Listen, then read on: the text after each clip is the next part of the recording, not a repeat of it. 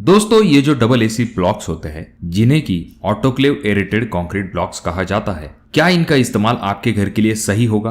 कौन से कंडीशन में आपको इन ब्लॉक का इस्तेमाल करना चाहिए, कौन से कंडीशन में नहीं, और इन डबल एसी ब्लॉक की लाइफ कितनी होती है? क्या डबल एसी ब्लॉक का इस्तेमाल करने के बाद घर बनाने का जो कॉस्ट है वो कम हो सकता है?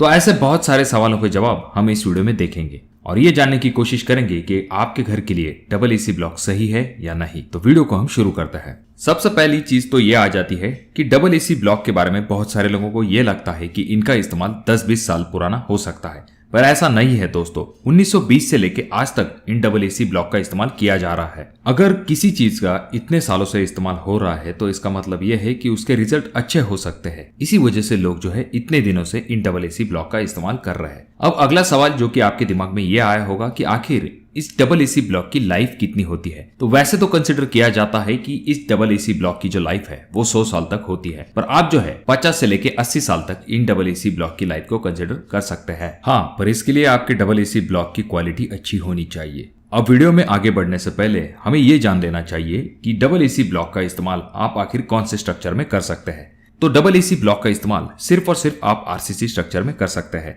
अगर आपका घर लोड बेरिंग है, ऐसे समय में आप जो है डबल एसी ब्लॉक का इस्तेमाल नहीं करेंगे तो बेहतर होगा, क्योंकि लोड बेरिंग स्ट्रक्चर में दीवारों के ऊपर आपके पूरे घर का लोड होता है। तो ऐसे लोड बेरिंग स्ट्रक्चर में मैं आपको रेकमेंड नहीं करूंगा कि आप जो है डबल एसी ब्लॉक लगवाएं। पर चिंता मत कीजिए, आजकल बहुत सारे घर जो है वो आरसीसी टाइप में बनाए जाते हैं, यानी कि ऐसे घर जिनमें की कॉलम और बीम को प्रोवाइड किया जाता है। आसान भाषा में आपके पूरे छत का लोड जो है आपकी बीम और कॉलम उठाते हैं, तो उसे हम आरसीसी स्ट्रक्चर कह सकते हैं। तो ऐसे स्ट्रक्चर में आप अपने इंजीनियर से कंसल्ट करने के बाद डबल एसी ब्लॉक का इस्तेमाल कर सकते हैं। अब वीडियो के एंडिंग में हम ये देखेंगे कि कुछ कंडीशन ऐसी होती है जहां पर आपको रेकमेंड नहीं किया जाता कि आप जो है डबल एसी ब्लॉक का इस्तेमाल करें। तो वीडियो के एंड पार्ट में हम इसके बारे में जरूर देखेंगे। अब ये जो डबल एसी ब्लॉक्स है, इन्हें बनाने के लिए क्वार्ट्ज सैंड के जो एग्रीगेट्स होते हैं, कैल्साइन, जिप्सम, लाइम, पोर्टलैंड सीमेंट, पानी और एल्यूमिनियम पाउडर, इनका इस्तेमाल किया जाता है। अब जो डबल एसी ब्लॉक्स है, इनका सबसे बड़ा एडवांटेज ये है कि इनका वजन जो है वो रेड ब्रिक से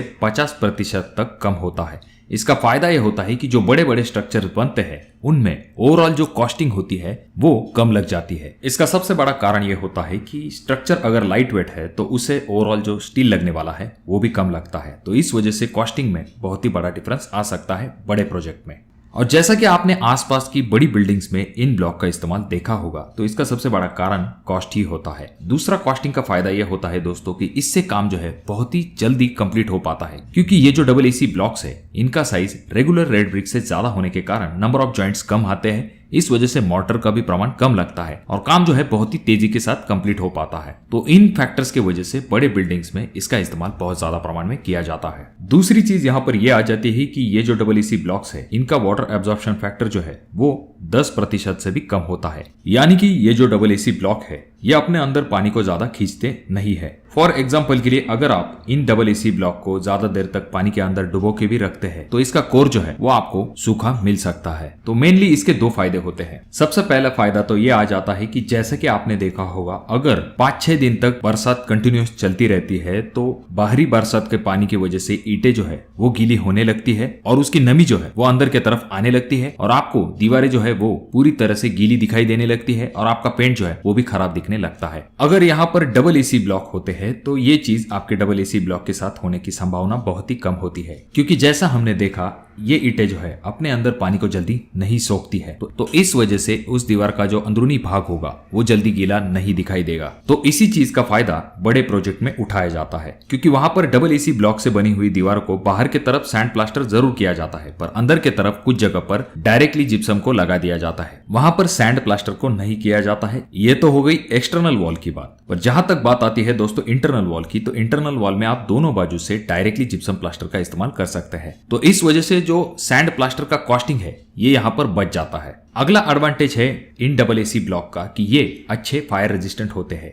उसके बाद इसकी थर्मल एफिशिएंसी जो है वो भी अच्छी होती है। अगर आप इन डबल एसी ब्लॉक का इस्तेमाल करेंगे तो 25% तक एयर कंडीशन के कॉस्ट में भी सेविंग हो सकती है। अगला advantage in double AC block का आता है जो कि है थर्मल एफिशिएंसी, जो कि रेगुलर रेड ब्रिक से 3 टाइम्स ज्यादा होती है। अगला एडवांटेज इसका यह है कि इसकी जो फिनिशिंग है वो भी अच्छी आती है। अगर हम कंपैरिजन करेंगे रेड ब्रिक से तो इनके कॉर्नर्स, एजेस और जब भी आप इन डबल एसी ब्लॉक की दीवार बनाते हैं तो उसकी फिनिशिंग भी बहुत ही अच्छी आती है और ओवरऑल जो लेबर कॉस्टिंग है दोस्तों वो भी कम लगता है। अब आते हैं कॉम्प्रेसिव स्ट्रेंथ की तरफ। तो ये जो डबल एसी ब्लॉक है इनकी कॉम्प्रेसिव स्ट्रेंथ 3 से लेकर 5 न्यूटन mm² होती है। अब अगर हम बात करें इन डबल एसी ब्लॉक के साइजेस की तो 4 inch by 8 inch by 24 inch का ब्लॉक आपको मिल सकता है। दूसरा ब्लॉक आता है जो कि 6 inch by 8 inch by 24 inch और तीसरा ब्लॉक जो कि 9 inch by 8 inch by 24 inch इस साइज में आपको अवेलेबल है। चलिए अब रेट के बारे में भी जान लेते हैं। तो डबल एसी ब्लॉक जो है आपको 4 इंच वाला 45 रुपए से लेके 55 रुपए तक मिल सकता है। 6 इंच वाला ब्लॉक जो है आपको 65 रुपए से लेके 75 रुपए तक मिल सकता है। उसके बाद में जो 9 इंची ब्लॉक है वो आपको 95 रुपीज से लेके 105 रुपए तक मिल सकता है। अब ये रेट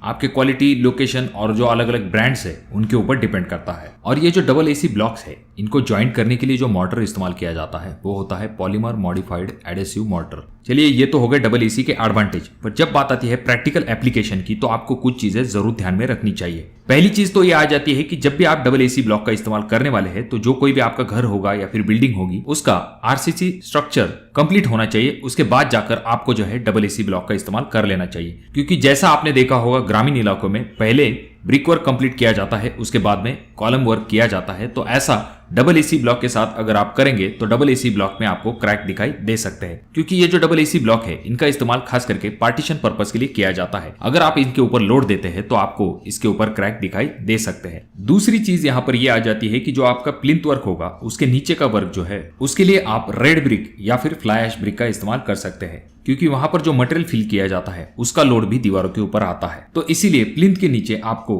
डबल एसी ब्लॉक का इस्तेमाल नहीं करना चाहिए। और जैसे कि मैंने आपको पहले पॉइंट में भी कहा है कि डबल एसी ब्लॉक को लोड बेरिंग स्ट्रक्चर के लिए रेकमेंड नहीं किया जाता।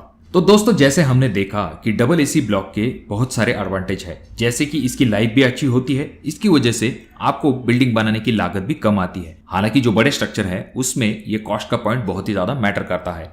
तो अगर आप अपने घर के लिए डबल एसी ब्लॉक का इस्तेमाल करने वाले हैं तो सबसे पहली चीज आपका आरसीसी वर्क पहले कंप्लीट होना चाहिए, यानी कि आपके घर का कॉलम, बीम और स्लैब पहले कंप्लीट होना चाहिए। उसके बाद जाकर आप दीवारों के लिए डबल एसी ब्लॉक का इस्तेमाल कर सकते हैं। और जब भी आपको डबल एसी ब्लॉक का आपके बिल्डिंग के लिए इस्तेमाल करना है तो आपके इंजीनियर से आपको एक बार जरूर सलाह मशवरा कर लेना चाहिए, क्योंकि हर जगह पर साइट कंडीशन अलग अलग होती है। इस वजह से आपके इंजीनियर का कंसल्टेशन वहां पर बहुत ज्यादा जरूरी होता है। जैसे हम पहले देखते थे कि बड़ी बिल्डिंग में ही डबल एसी ब्लॉक का इस्तेमाल किया जाता था, पर आजकल जो छोटे घर बनते हैं उनमें भी डबल एसी ब्लॉक का इस्तेमाल किया जाने लगा है। तो दोस्तों आप अपने घर के लिए डबल एसी ब्लॉक का इस्तेमाल करना पसंद करेंगे या नहीं, कमेंट बॉक्स में कमेंट जरूर कीजिए। और अगर आप रेड ब्रिक और डबल एसी ब्लॉक इन दोनों का कंपैरिजन वीडियो चाहते हैं तो कमेंट बॉक्स में कमेंट जरूर कीजिए। और अभी तक आपने चैनल को सब्सक्राइब नहीं किया दोस्तों तो कैसे चलेगा, चैनल को जरूर सब्सक्राइब कर दीजिए। वीडियो पसंद आ गया हो तो इसे लाइक कर दीजिए और इन तीनों वीडियो में से कोई एक वीडियो आपके जरूर काम में आ सकता है।